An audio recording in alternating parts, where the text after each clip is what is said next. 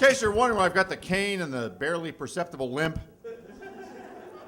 a while back I turned 40. Yeah. And I decided to take up surfing. There's a good idea, surfing, you know. It's about my 5th or 6th time surfing. I would describe my skill level as hovering between novice and good God, get that poor slob out of the water. And I stood up on the board and a wave picked me up and jammed my head straight down into the sand. Yeah. Mr. Compassion, all right.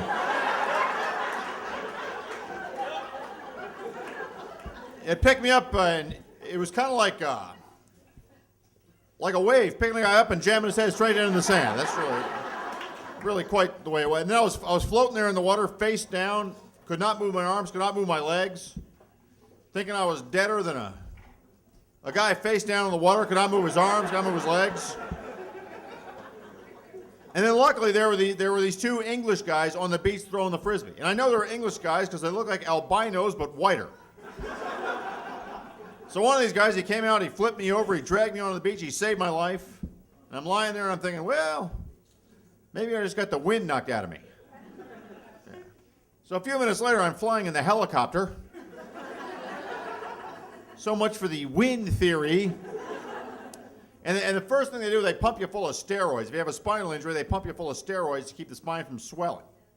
And I knew I was full of steroids because I was talking like a professional wrestler. I'm gonna walk again, brother. Mark my words. And it took me to UCLA Medical Center, where I met a Dr. Wu. Actually, I met 14 Dr. Wus at UCLA Medical Center. Common Irish name. And he said, I got good news and I got bad news. The bad news, you're never gonna walk again. The good news, your parking problems are solved.